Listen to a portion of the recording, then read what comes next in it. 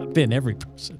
You've been the ambassador of fun. I've been the ambassador of fun. I've been the ambassador of everything. I mean, as you start from zero to something, you've done it all. Learn your strengths and weaknesses, and then hire for your weaknesses, so you can have that startup mentality. Because we just can't do everything after we get past that $3 million mark, and I think that's why we stall. There's a ton of reasons, but this is one of the big ones. It's because we're still trying to do it all. Every week we're here to give you nuggets, golden nuggets, if you will, to help you run your business better. And it's very important that you like and subscribe so we can build this channel and we can help everyone in this industry as much as possible. So thanks again for watching. All right, guys, here we go.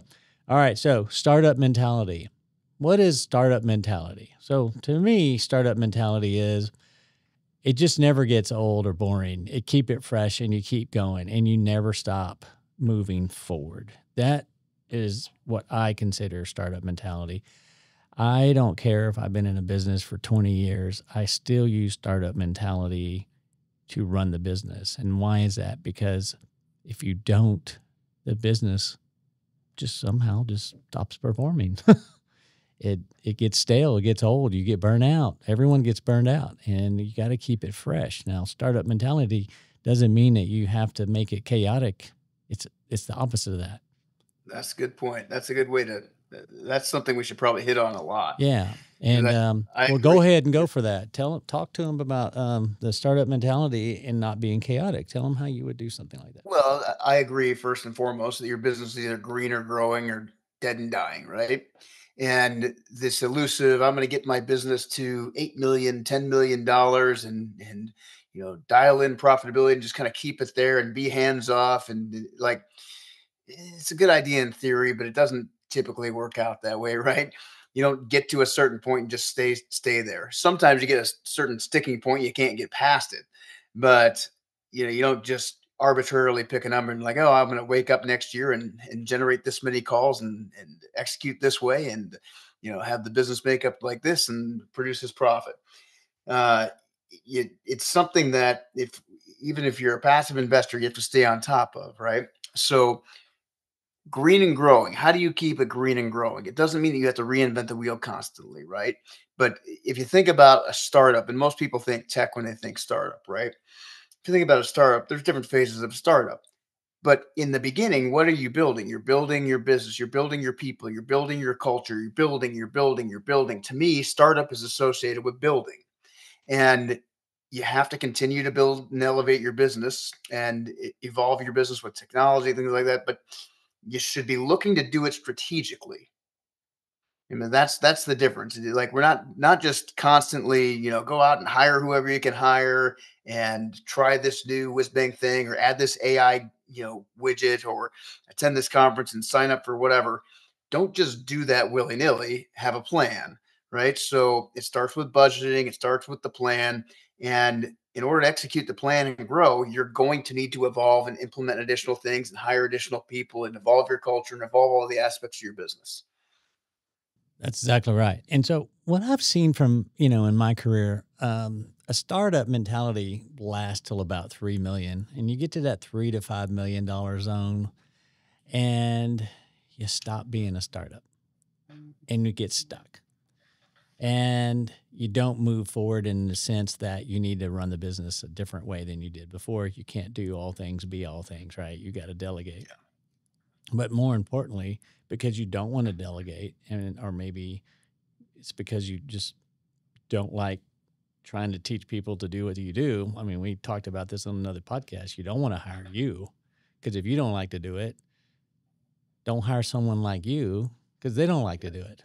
Find people that are going to like doing the stuff you don't like to do so you can keep moving forward. That's something that I've always done in my career is I've always found people that complement me, that do the things that I just don't like doing. Like I do not like building spreadsheets. So I find people to build spreadsheets if I need a spreadsheet, right?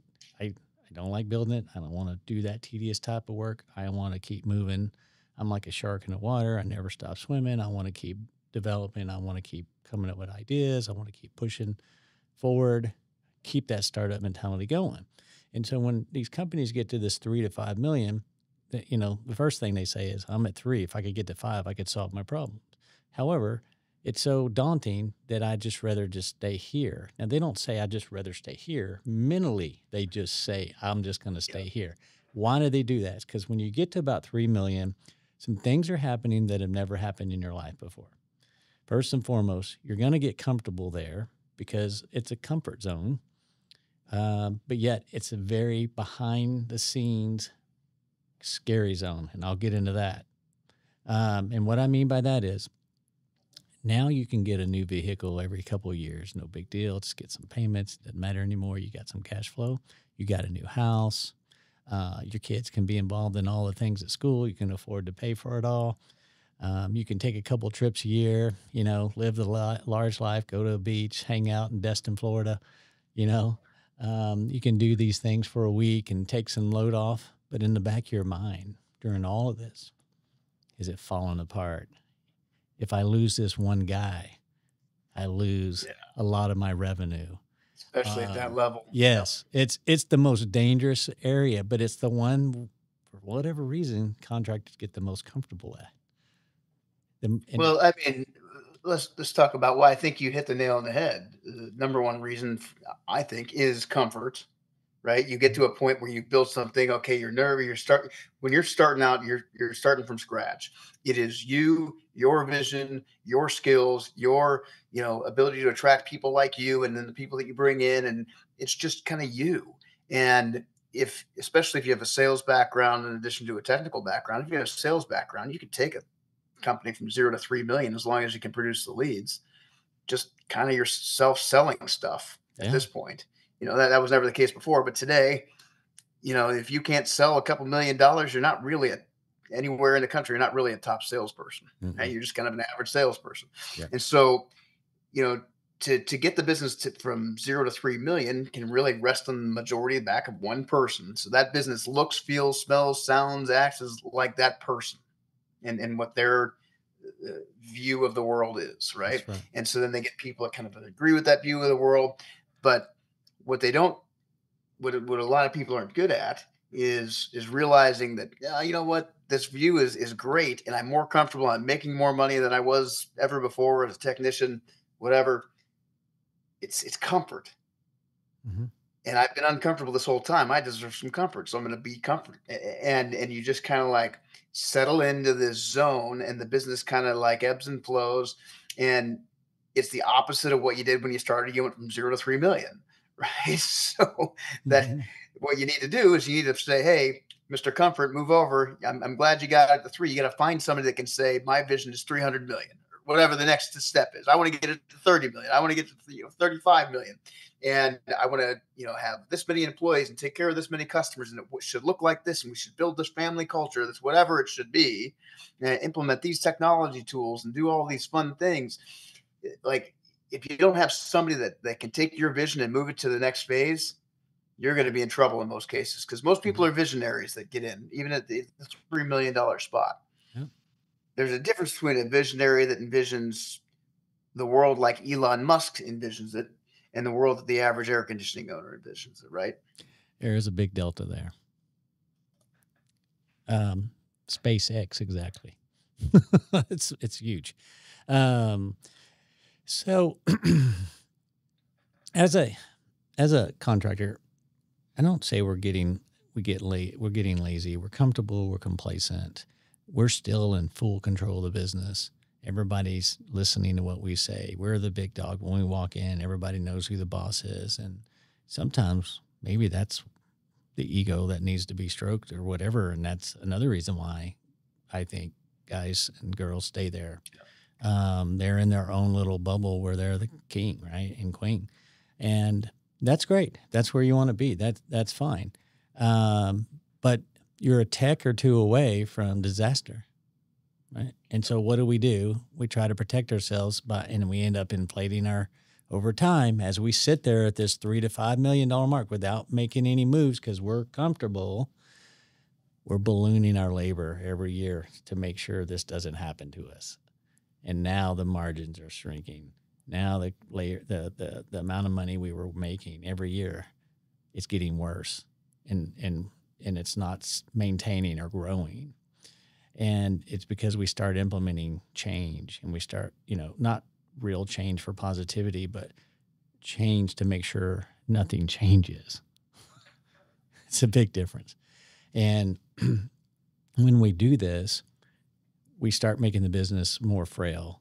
And then when we get an economic downturn, we're the first ones putting our hands up to try to sell the business. And then we're wondering, why isn't it getting a lot of money like I thought it would? Because it's eroded and it's not showing growth. It's not showing vitality. It's not showing life. It's not moving forward. And so we have got to get back to this startup mentality that got us to that point. You use startup mentality to go from 0 to $1 million. You're using even more startup mentality to go from 1 million to 2 million, because you're adding people. You should be able to do $3 million business with, 4 techs. Relatively few people. Yeah, right. And you lose one of them, you just lost 25% of your business. Right? Yeah, that's the danger zone. The early stage startup without a large customer base and just small number of field employees, to me, is the danger zone. It's like, because I've done the startup thing as well, and I don't know if I would ever do that again. I would acquire. I would not start from scratch. So, right. Or you can be in forever startup land like I am, even when you're at the size we are. Just keep doing it. We just continue with moving forward. In other words, my ideal of startup for me and my companies and the people that work here is,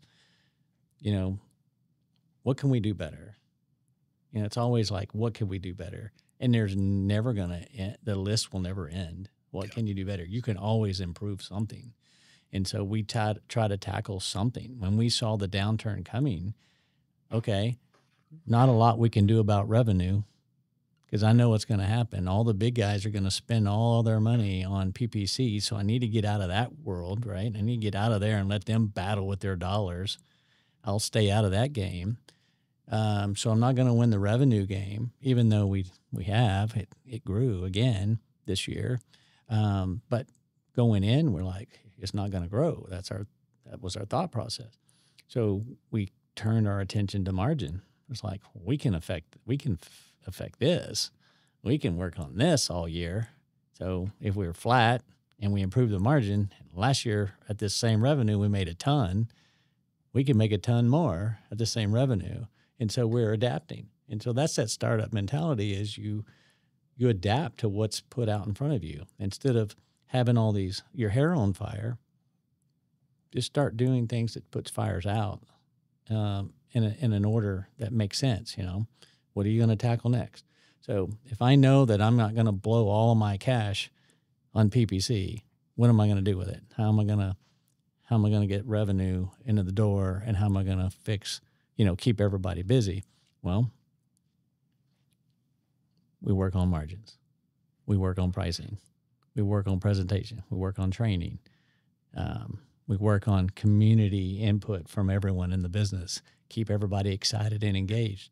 Because I'm telling you, you send a tech to a customer's house that's excited and engaged about his company, she can tell.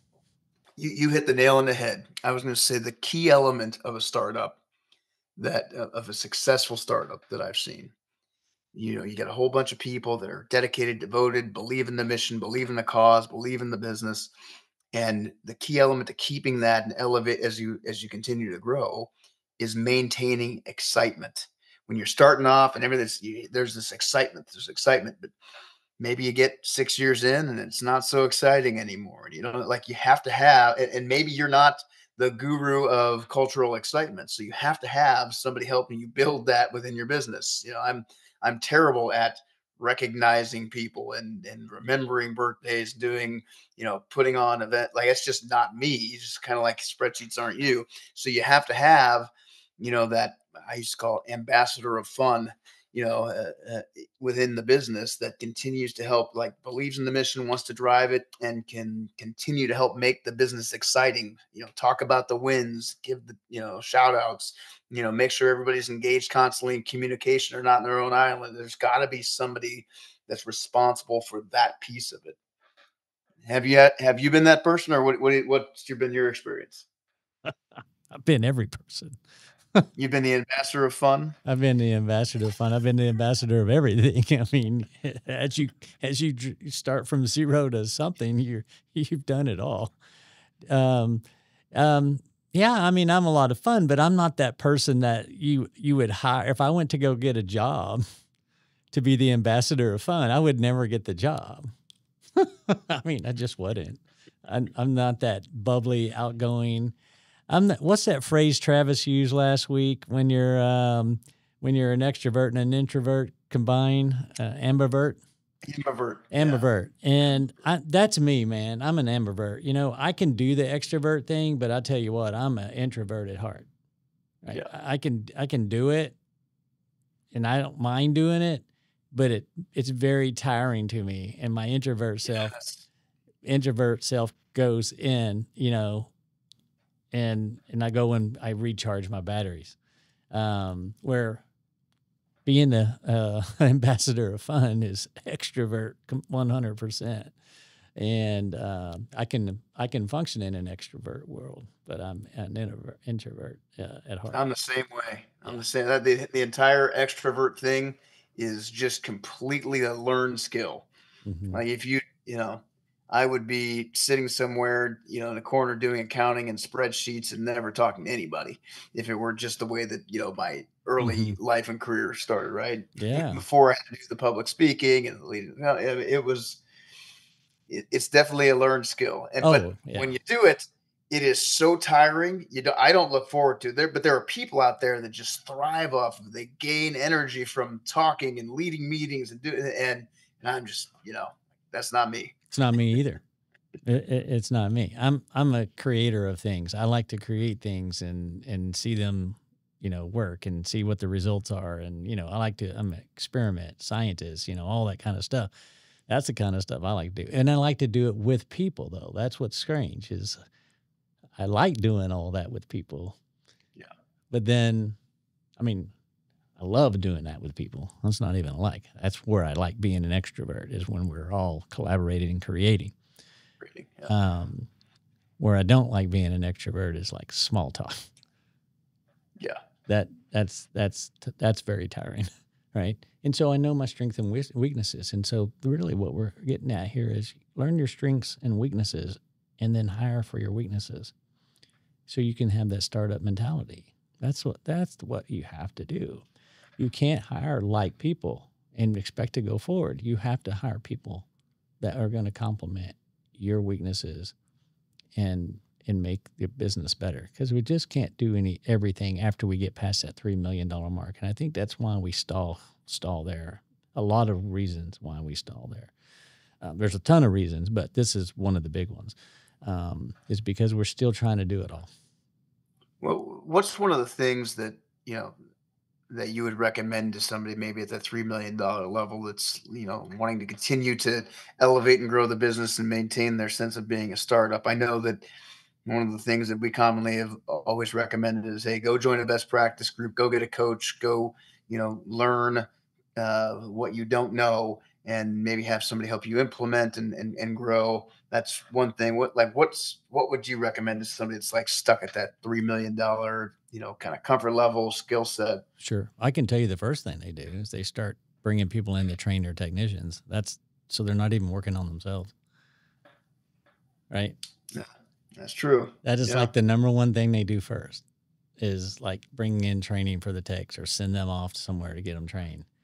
And really the reality of it is everything you need is right there at the office to get them to do what they need to do.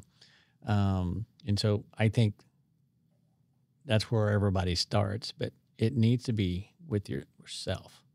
You got to recognize your weaknesses and be honest with yourself and go, this is where I need help.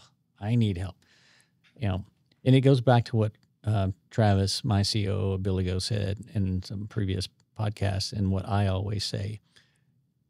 If you're at $3 million and you don't know how to read a P&L statement, I don't care what your whether you're introvert, extrovert, or how smart you are, where you are on the scale. That's the one thing you must know as a business owner. I don't care what your characteristics are, what you're, you know, what you're about, what you believe, what you hate. No one loves reading P&Ls except guys like you that went to school for it, right? And wrote theses on all that stuff. That's your deal. But unfortunately, that is the one skill you have to learn if you're going to own your own business. All right. So that's where I would have you start, is at the P&L, not having some guru come train my technicians. Because once you understand the P&L, you'll start understanding what you need to do with your technicians. It's kind of weird how it correlates. I think you're 100% right. I mean, if you are at that level, and there's a lot of people in our space that, there's a, mom and pop business, so to speak. A lot of people don't have financial expertise, right? And they rely on accountants, which is always going to be to their detriment. But unless you can read a P&L, like you said, unless you can understand the cash flow and like what's generating cash, what's sucking cash, unless you can understand those things, unless you can sit down and put together a formidable budget that's based on reasonable performance and there's some structure behind it, unless you can plan out how your year is going to look, and unless you can do those things, it's just a gamble. Yeah. Right. Everything you're doing is just let's roll the dice. And usually it doesn't end well. Right. And there's two places you can get this education, and both places are free. Okay. Your banker would love to teach you the P&L so you don't fail and you can pay your loans. Your bank will teach you for free. Or if you have a good CPA, they will teach you as well for free. They will. Just be careful on the CPA, because they'll teach you their style and their format, which is better than not knowing. Not knowing. And then you can fix it from there. Because I was doing a training for a company, and we usually get the accountant on board, because I want to make sure the accountant's understanding what we're trying to do. And he was in a certain part of the country in the South, and his gross margins were just terrible. I mean, his gross profit was way off. His material cost was way out of whack, but his labor costs were really out of whack. Yeah. And her response to that was, well, I have several clients and they're all like this. And so that's just how it is here. And I'm like, okay, that sounds great. Thank you. And, we end the meeting, when it was over, and an hour later I call him up. Goes, she's still there? And he goes, no. Okay. You need to get another one. She's not there to help you. She's just there to just check the box. Yep. And he did. Next week we had a meeting with a new one, and we got it all sorted out. And immediately he started learning, and things have taken off. No BS with Billy and Landon is produced and delivered to you by Sarah Systems. At Sarah Systems, we've created a better way to run your home service business and unlock unprecedented growth. Our field service software was designed by real home service professionals to help you save steps, charge for previously unbillable time, and win more business. But the true change requires more than software. Our live coaching helps you understand and control the aspects of your business that matter most. It's about time for a new era of service, and we're leading the way. If you're ready to join the hundreds of other contractors who've been able to increase profit margins more than 50% within 6 months, visit Sarah.tech today. That's Sarah, SERA.tech today.